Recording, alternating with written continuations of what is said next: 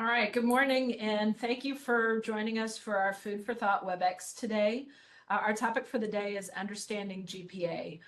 This is one of our most asked questions, and we wanted to make sure that all of the info is out there for our families. Just a couple of housekeeping items. Please keep your camera off, and please keep your microphone off. We aren't sure exactly how many participants to expect today.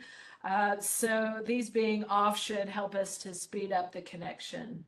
Mrs. Gallant is going to be joining us. She got wrapped up in another meeting, but she'll be coming over and monitoring the chat for us. So if you have any questions that come up, feel free to drop them in the chat. If she isn't able to join us before this is finished, then I will hop into the chat and answer the questions also whenever we're finished.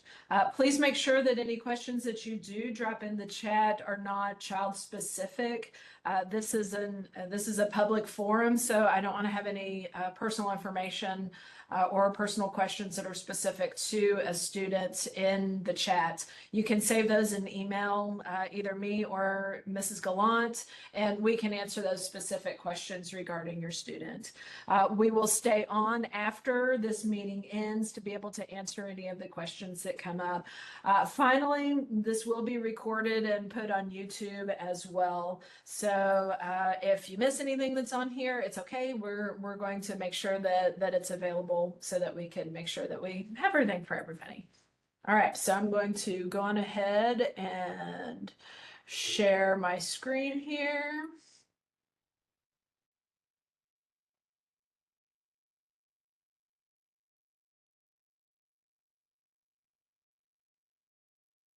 Okay, so food for thought, understanding GPA, brought to you by your Marcus 9 counselors, Mrs. Gallant and Mrs. Klingon.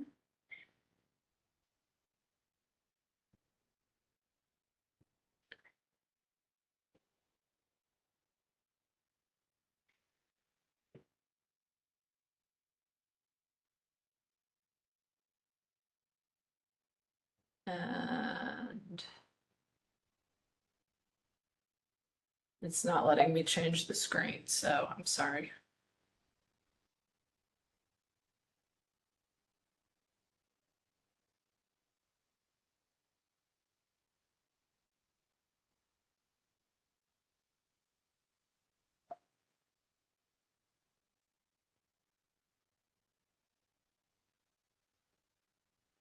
Okay, so Mrs. Gallant has students with last names A through K, and her email address is gallanta@lisd.net. And mine is klingonk@lisd.net, and I work with students whose last names are L through Z. If you have any specific questions regarding your student, please reach out directly to us, and we'll be happy to help you. Just a couple of quick facts regarding GPA. So GPA is, of course, stands for grade point average, and grade points start accumulating during freshman year, and it accumulates all throughout high school. Courses that students took in 8th grade or in the summer before freshman year do not count towards a student's grade point average. They do count towards the total number of credits. The exception to that would be if your student took Spanish 4 AP in middle school. So if they were a part of our dual language program, then a student who took that Spanish 4 AP, that would count in the GPA, the grade point average. All freshmen right now have a GPA of 0.00. And GPA is updated at the end of each 9 weeks. So our 9 weeks ends next week. Next Wednesday and Thursday are our midterm exams. GPA is usually updated. Transcripts are usually updated 2 weeks after the term ends. So it'll be available then. And we'll have a part of this presentation later where I show you where to access that. Every student already has a transcript that's in the system if your student was in our district last year. So we'll make sure that you can be able to access that and see it. A couple more quick facts. Grade points are determined by the grade that's posted on the transcript. And again, it's at the end of each 9 weeks. The exception to that would be the year-long classes. So if your student is in AVID or in the AVID Honors English 1 class, grades for that specific course posts at the end of each 18 weeks. But for other classes, it posts at the end of each 9 weeks. GPA is found on the transcript and it's located in Skyward. Again, I will take you in there and show you where to find that after we make it through the presentation. So a couple other things for vocabulary. So rank, which our district also calls rank in class, you'll see it as RIC. That is determined by the weighted numerical GPA. The student with the highest weighted numerical GPA is ranked number 1. The second highest is number 2, and so on down the line, all the way to 755, which is where our class is right now. The weighted GPA includes on-level, honors, AP, dual credit classes. Those are all taken into account for the weighted GPA. And for unweighted GPA, on-level, honors, and AP or dual credit, those are not taken into account. The grade is the grade is the grade, and that's what's calculated for that number. There are 3 types of GPA that are reflected on every student's transcript. There's the weighted numerical, there's the 4.0 unweighted all, and the 4.0 weighted. And this chart here it shows what it will look like on a transcript. So WTD numerical, of course, means weighted numerical. All means all classes are taken into account. And then the weighted 4.0 is actually more than that. Weighted numerical is what is used to calculate rank or rank in class. This includes core classes, language other than English, and all AP courses. So if your student is doing an AP art class later on down the line, that will count, even though it's not a core class, it's an AP class. It does not include high school courses that are taken in middle school, again, with the exception of Spanish for AP. It does not include electives or CTE courses, and it does not include CBE, credit by exam, or credit by acceleration tests. Again, it does take honors, AP, dual credit into consideration in those classes. So all courses, general education courses, have that level 1 multiplier, which is 1.1. The honors courses have a 1.15 multiplier, which if you look in our course description guide says level 2. And the level 3 multiplier for AP, dual credit, and academic decathlon are a 1.2 multiplier. So here's an example of what that will look like.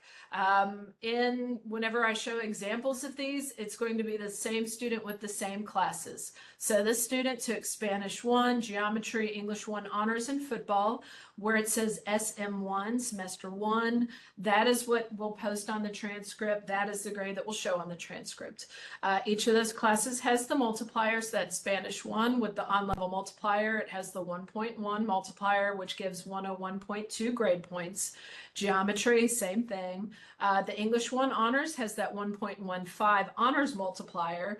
So that in that gray, what's in the background is a 105.8. And football, of course, with a 92, that does not have a multiplier. No points are given for the weighted numerical. So remember what says SM1, that's what goes on the transcript. What's in gray is math that's done behind the scenes. We don't see that, but it's what posts on the weighted numerical on the transcript.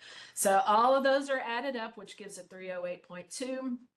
And then the computer divides that by the number of classes, and it gives the final weighted numerical GPA, which for this particular student for this particular semester was 102.73. That 102.73 is what posts in the weighted numerical GPA on the transcript. All right, the unweighted 4.0 all. This is what we think of whenever we go back to whenever we were in school for the unweighted 4.0 all. I tell my students whenever we talk about this, it's like whenever your parents ask you what your GPA is, this is what they're looking at. So this includes all classes except local electives, All classes are weighted exactly the same, and it doesn't matter if they're on level or honors or anything. An A is 4 points, a B is 3 points, a C is 2 points, and a failing grade, a 69 or below, is 1 point. So here's how that is calculated. Again, this is only classes that are taken from when a student starts 9th grade. So semester 1, these are the exact same grades, 92, 92, 92, 92. Each of those classes, since they're all A's, had 4 points. All of those added together makes 16 divided by the 4 classes. The final weighted numerical, the final unweighted numerical GPA is 4.0. So a 4.0 is what posts on the unweighted 4.0 all on the transcript, all meaning all courses. The weighted 4.0.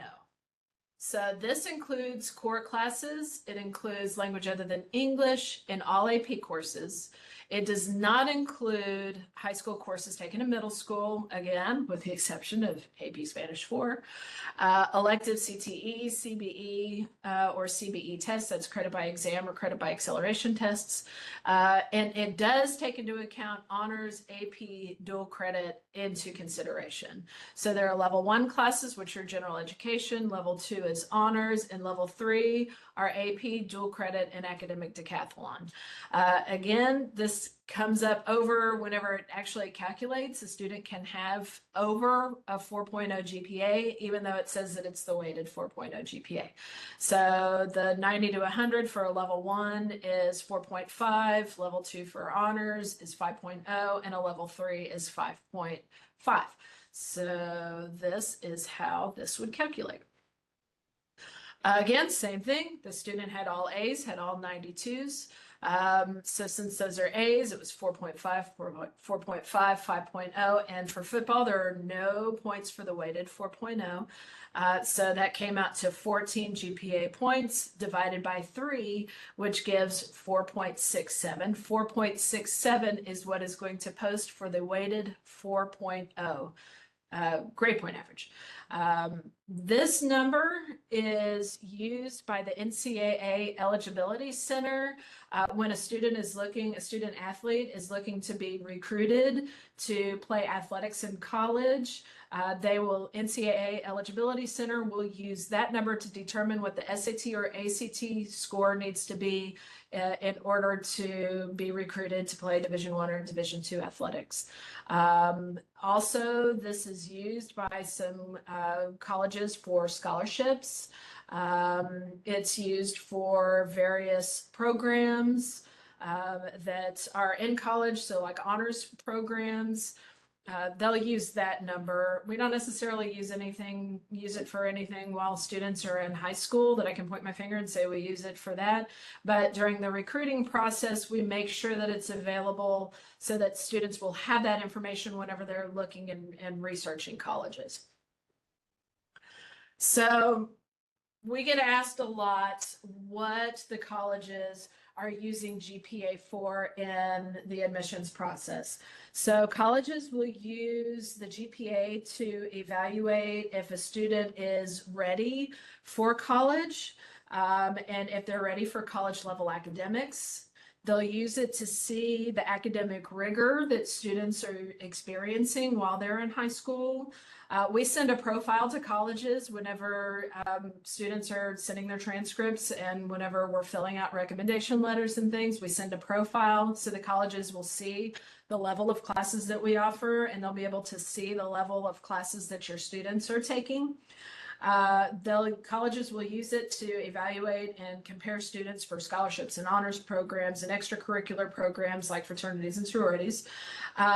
They will use the GPA, to see grade trends and improvements for students. So if your student starts out and the GPA isn't amazing during freshman year, they can look back and they can see trends and see that even though there may have been a C freshman year, you know what, there's an improvement all through sophomore, junior, and senior year. So the colleges will take that into consideration.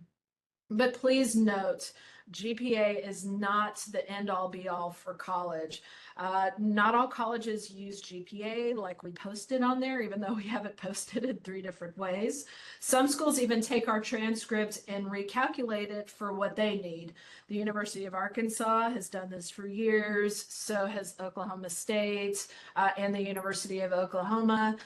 Sometimes they'll take our transcript and recalculate it based on their numbers. So we have it available, and the schools will see it as trends and use it for what they have. It's just a piece of data. So this chart, what counts in college admissions? Old school, back whenever we were going to college, it was all about grades and rank. Grades and rank, that was the end all be all. It was what you wanted to have. And then it was test scores. And then they'd look at coursework. And then they would look at essays and extracurriculars and leadership and things. Now things are much more holistic whenever schools are looking at your students. So they aren't just looking at GPA. They are not just looking at rank. They are looking at the extracurriculars. They're looking at how well-rounded your student is. So this GPA is just a little piece of the puzzle on who your student is. It's important to start looking at other things and building up having them build up who they are as a person, building up some background experiences so that they have things and gifts to give to the university that they're looking to attend later on down the line. All right, so now we want to be able to find your student's GPA on Skyward. Okay. And of course, Skyward had kicked me out, so give me 1 second to get logged back in. Ms. Klingon, as you're logging in, we had a question in the chat about academic decathlon. Can you describe what that is? Academic decathlon is like academic athletics. So they will take students who are A students, B students, and C students, and they'll have a team and they'll do all kinds of studying on all different academic areas, and then they'll go to competitions to compete. They are local credits, so there's a local credit in the fall and a local credit in the spring, and both of those count towards GPA and rank. But it's an academic competition. Students have to try out for the program.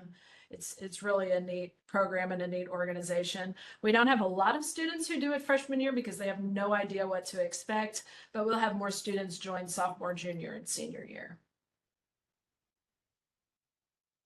I got distracted. Let me finish talking.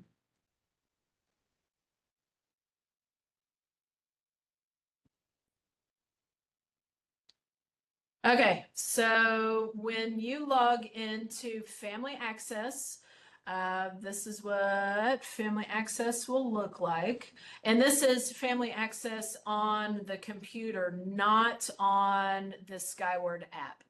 So when you're in here, you can click on Portfolio. And then it has the list of all of these things that are in your student's portfolio that are attachments. And you will have one on here that the district uploaded that says 2025 transcript. I'm pointing to it here. And whenever you click on that, it'll process it and it will pull up a transcript that looks like this. So on this transcript, this little red box right here is very similar to what your students will look like next week. So SM1 again is semester 1, SM2 is semester 2. These are the numbers that are used to calculate the GPA. So core classes would be the English, math, science, social studies, and language credits. These classes with these J do not calculate unless it's Spanish 4 AP. And each of those are calculated in that weighted numerical. And in this unweighted 4.0 all, the new transcripts say all right there next to it.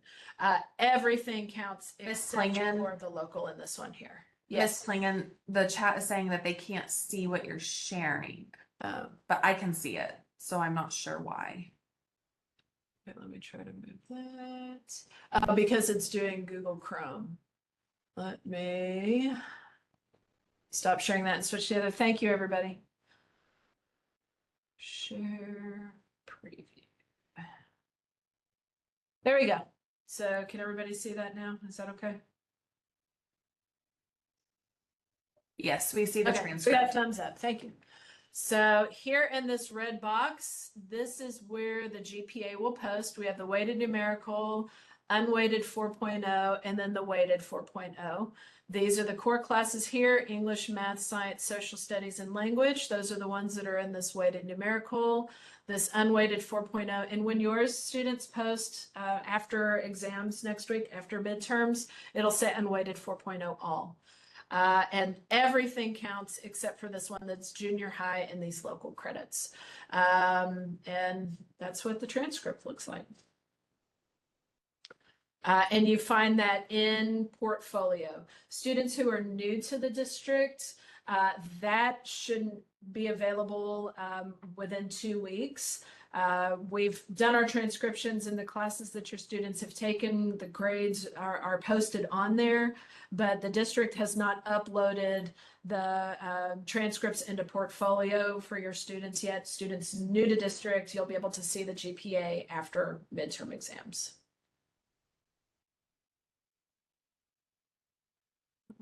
Right.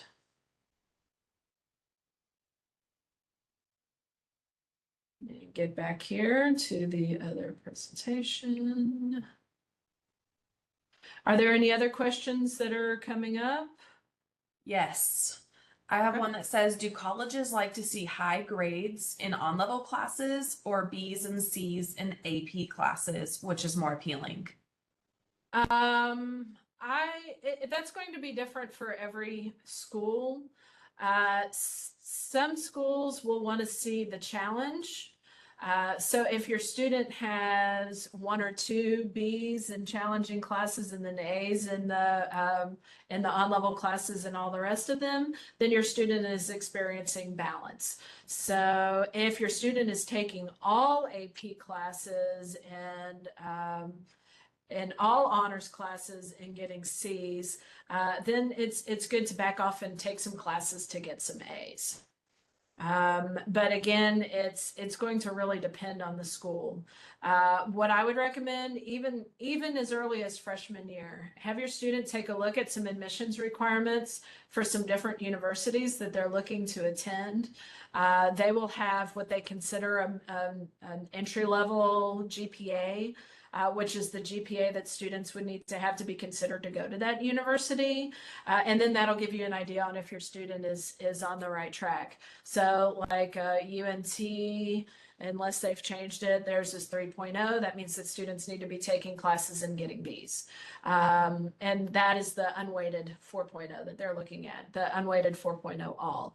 So if the school requires a 3.0 to be considered and your student is taking classes and getting all C's, then maybe it's a good idea sophomore year to back off and do some 1 or 2 on-level classes and get some A's to pull that back up again, if that makes sense. This one is similar, but there's another component. What is the difference between weighted and unweighted, and how is that considered for college admission? The unweighted 4.0 is, in general, the number that students are looking at. I'm going to stop sharing this here. So in general, the unweighted 4.0 is what they're looking at for initial consideration on if a student can be considered to go to that university. The weighted 4.0, they're using that number for scholarships, for competitive programs, after a student has been admitted. So they're looking at both of those, and both of those are important numbers. But for the initial, taking you from this pile to this student is applied, they have that basic number that we need to be able to have to be considered to attend this university. That is the unweighted 4.0. And then to look at the weighted 4.0 for scholarships and other additional programs. Did that answer the question? I think so. And just in case there was any confusion, because I did come in late, the weighted means that we are taking into account the honors classes. They have more weight. The unweighted means all the classes are weighted the same. So just in case that was part of the confusion in the question as well. Right. And again, some colleges, even though we post the unweighted and the weighted 4.0, if there is any question, a lot of schools will recalculate for your student. And sometimes that's in the review process. So if your student applies and is denied initial admission, whenever they put your student under holistic review, they'll do a recalculation of GPA, which is even a different number than that weighted 4.0 that we have posted. So we put everything out there, and then the colleges do with it whatever they need to do. My thought is it's always a good idea for a student to have balance. My first year counseling, I had a student who said that they were going to get all A's and took all on-level classes so that he could get all A's. And then he ended up one student outside of the top 10% because he didn't take an honors class or an AP class or anything challenging, just because he wanted to prove that he could get all A's. So he did not challenge himself, where if he would have been in the top 10%. It's a really good idea to find balance for your student. It's not a good idea to take all challenging classes and then get all C's, because then your student feels like they're struggling and trying to keep their head above water all the time. There needs to be a balance. B's are good. B's are, 3 points averaged into that GPA. B's mean that a student is challenging themselves. A's are great. Your student has to find the balance to be able to figure out what that balance is for them. One of the questions said, and this was asked when you were going over the transcript, do you say electives also count? So I'm going to jump in because I saw when this was posted. Electives are counted in the unweighted, but not the local electives. In the local electives, we have a few of them. That's going to be your spring semester of a sport most of the time. They're in a specific section on the transcript. And if they are a local elective, they are not included in the GPA. Correct, Ms. Flingen? Correct. Okay. Another one, could you please explain the significance of class rank as listed on the high school transcript? How do colleges evaluate or take this information into account during the admissions process? Is it beneficial to hide the class rank since this is an option? Okay, so there's a lot of levels to that question. Okay, so for the rank in class, all students in the state of Texas who are in the top 10% of their graduating class in a public high school, their rank will always go on the transcript. That's the state law. So if your student is in the top 10%, their rank will be posted. We cannot remove it. It's not an option. Now, the benefits to having the rank on the transcript.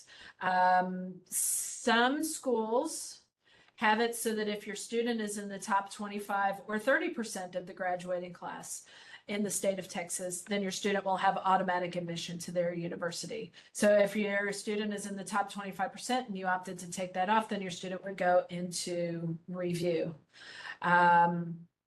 When rank is posted on the transcript, the colleges will use that number to determine what an SAT or ACT score would need to be for a secondary mode of automatic admission. So like if your student is in the top quarter, then their SAT or ACT score would need to be lower. They don't have to have as much. And if their top quarter and SAT and ACT score match, then your student will still get automatic admission to their university. Same with third quarter and fourth quarter. For most four-year university students go into automatic review. Automatic review is just holistic review. That's all it is. Any student who doesn't fall in that automatic admissions box will go under review regardless. So if you take that rank off of the transcript, which happens the summer before senior year, there's lots of time to consider doing that. So, but if your student takes that information off, we can't put it back on. If you opt that out, then it's gone forever. So if all of a sudden your student would have been up here and had that automatic admission, then that takes that away from your student would still go under holistic review. So that's the downside to taking the rank off of transcript. On the plus side of taking it off, it means that the university will always be looking at your student holistically. So that means that they'll look at recommendation letters, they'll read the essays, they'll look at test scores, they'll look at all kinds of things, extracurriculars, they'll look at resume, all of those things about your student. And I personally would love to have my student accepted into a university community because of who they are and not because of a test score. So luckily, as a ninth grader, you don't have to make that decision yet. Rank-in classes will be available in January of your student's sophomore year. So there's lots of time to consider if that's something that you want to do for your student. Welcome. Do the dual credits count for all Texas universities or just in the DFW area? And then we have a question, what's the difference between AP classes and dual credit classes, which we could probably spend 20 minutes on. All right, so I'll start off with the difference between AP and dual credit. AP is advanced placement, dual credit is dual credit. So advanced placement are courses that the curriculum is developed by the College Board. The classes are taught here on Marcus by Marcus teachers who've gone through the training for that. In order for it to count as college credit, students have to take the exam in May. Even if they took the class in the fall, they take the exam in May. And if they score a 3 or higher, then they would send that grade to the university, and the university would apply it to college classes. It doesn't go on a college transcript. It just goes as like a P, so you've earned credit for those courses. Dual credit classes, students are starting their college transcript. Those classes are taught by NCTC professors, either here or online. We have 1 or 2 classes that are available online. So those professors, they aren't employees of LISD, they're employees of NCTC. Your student has to apply to NCTC, they get accepted to NCTC, they register for the class, they pay for the class, then they can take their class. Those classes automatically go on the student's college transcript and high school transcript. Whenever the class is finished, the student would send the transcript to the university. The university would apply those credits to the university, and those grades would post on there for them forever. They're starting their college GPA. So I've had lots of students go to lots of out-of-state schools and the classes transferred. 9 times out of 10 for dual credit classes, if the university doesn't have a class that it counts for, then they'll count it towards an elective. So an example of that would be my personal child took speech for one of her senior English classes. But at Tarleton, the speech that she needed to take for her major was a different speech. So that speech that she took for her high school credit went as an elective, but she had to take another speech for her major. So there's some research that goes on for taking those dual credit classes on if it's going to count as a class or if it's going to count as an elective. But again, that's going to be after they're accepted to the university. Otherwise, they're going to be researching 100 schools that they may or may not be interested in. Both AP and dual credit are definitely worth your student's time. If you were to go onto, or your student were to go onto the NCTC website, they have a transfer guide. So you could go onto the NCTC transfer guide, pick the university your student is looking to attend, and it will tell you what those classes will count as. With the thousands of universities in the country, I wish I could tell you what they all count for, but I have no idea. I can tell you that competitive schools like Harvard, Yale, Duke, Rice, they expect students to take AP or dual credit, but they don't count it as anything. They expect the students to take their courses whenever they're at that university, but the expectation is that the students take rigorous courses. Did that answer the question, or was there another one that I missed out on? It was a lot to it. I was responding to other questions, so I didn't hear everything, Okay. but I think we are all caught up on questions. So last minute chance to enter a question if there is one, or unless I missed something, if someone could point that out to me. All right, well, we are going to, if no questions pop up, we are going to, after the next round, because we have this presentation again at 1 o'clock, We will post the recording on YouTube as soon as it's available. If you have any questions, please reach out to Mrs. Gallant or me, and we will answer any questions you have. Thanks so much for joining us.